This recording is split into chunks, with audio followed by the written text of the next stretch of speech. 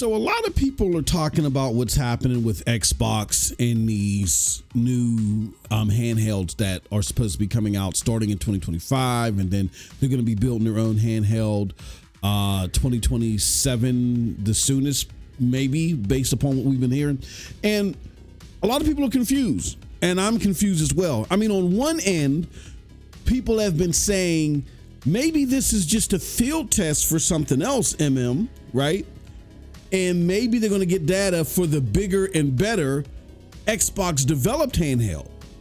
But then I think about it. I'm like, if you guys had problems turning a profit on just a console, and we know the console is going to be significantly less because these handhelds are upwards of like $500, $600, $700 for far less capabilities. What makes you think you'll be successful here? If that is the case, you're going to once again make a product where you don't turn a profit, and it's to a smaller, a little bit more niche audience. Because let's be honest, the handheld market is around, last reports that we've seen, it's around maybe 6-7 million. I don't even know if it's broke 10 million yet, and they've been out. These lineup of handhelds have been out for like the last 3 years. What's up, people? It's your boy MM2K of Hard Knock Digital Culture, Cloud Dose, and MM2K Gaming, back again with another episode of The Sure Shot, where we talk about the latest and greatest in video game news. And this one is going to be a precursor to our larger podcast. We'll show you how to get to that, but before we do us a huge favor, hit that like button, hit that subscribe button, rock those bells for notifications. Yeah, man, we got a great show stocked for you today. First, we're going to be talking about these Xbox handhelds. I don't understand them. I don't understand what's going on here. Like, I get to where Xbox wants to get in the game and get a foot in early in regards to the handhelds. Like, you know, we want to be able to go to people and ask them how they feel about if we were to jump into this, and if you were able to play your Xbox games natively on a handheld based upon something that we developed. But here's the problem. You can't play all your Xbox games on it. Not your legacy titles. Because the way things are structured right now, and this is despite the advertisement you see on the screen, this is an Xbox and that's an Xbox.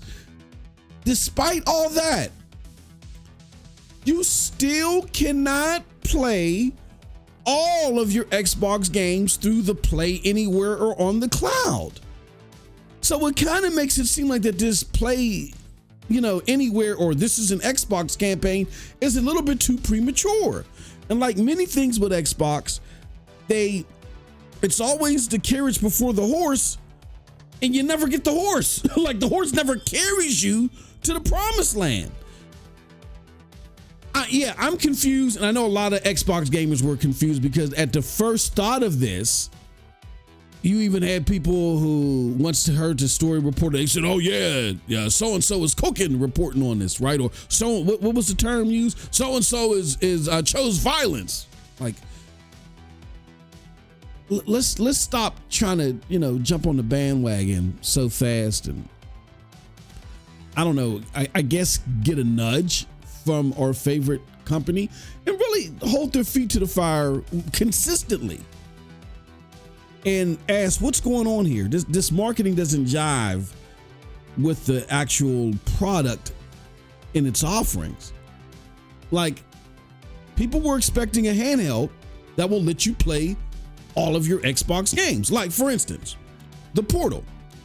If I want to play my PlayStation games on the Portal, there is a way for me to do it. Now, granted, I can do it remotely, which allows me to play all my games, or I can select, without having me to remote into my PlayStation, I can select to play the array of games that they're adding every day, like 36 here, this much here. And check out clouddoses.com to get a full comprehensive list of everything that's available on the cloud to play on your Portal.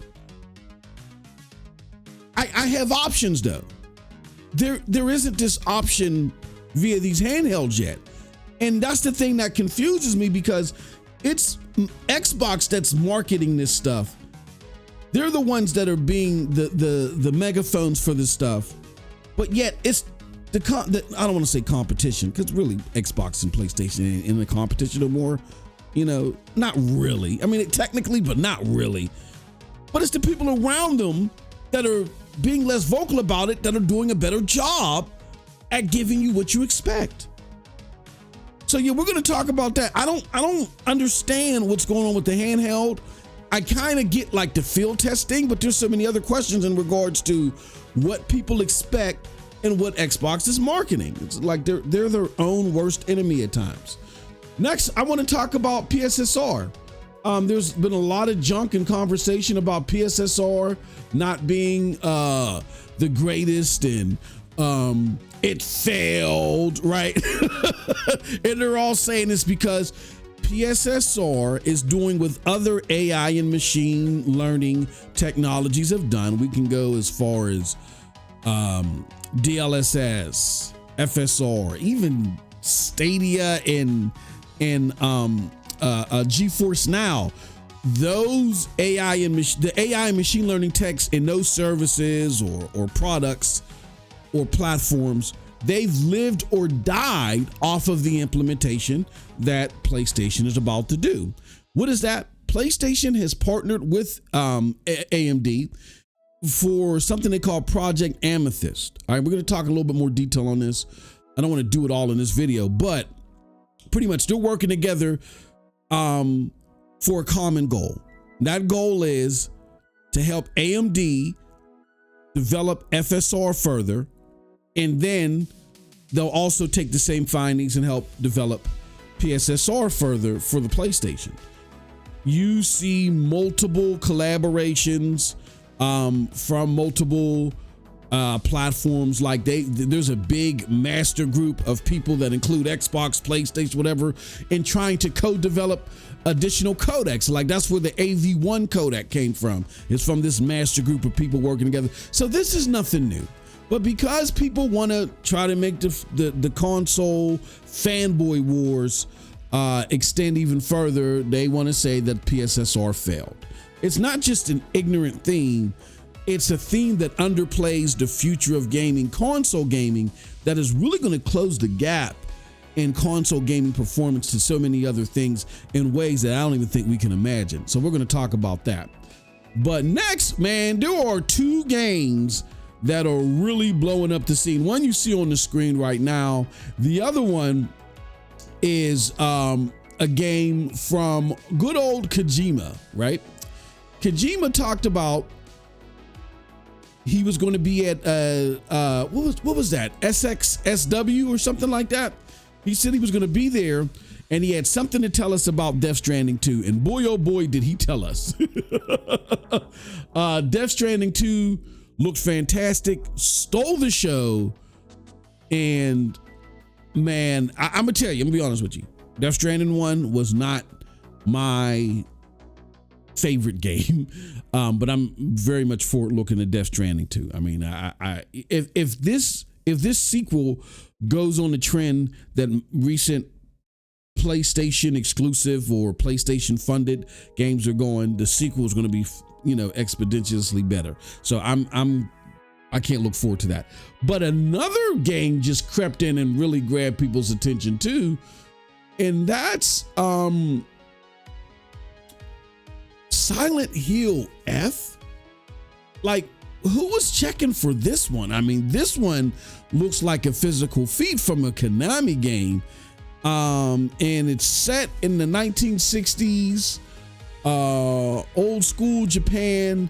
And there's just a lot of crazy stuff going on. So much crazy stuff that I don't know if this is real or not, but according to what I saw, Konami had to put out this disclaimer about there's all this crazy stuff going on in this game. It represents a period of time. It doesn't represent the thoughts or the beliefs of our developers or whatever like that.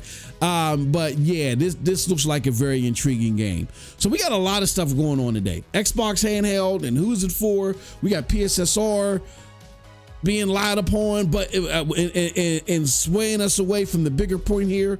We got Death Stranding, the phenomenon that it looks to be, or it looks like it's going to be, and Silent Hill F just coming out of nowhere and really catching people's attention. Join us as we talk about all this during our podcast. Podcast is called In a Row Podcast. You don't want to miss it.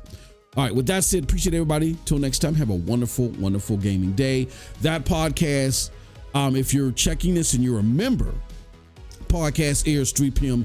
Eastern Standard Time. That's our normal time right now with my current schedule on Friday. All right. So if you're listening to this publicly, podcast likely is already aired. Go check it out. There should be a box to your left that'll take you there. All right. With that said, peace.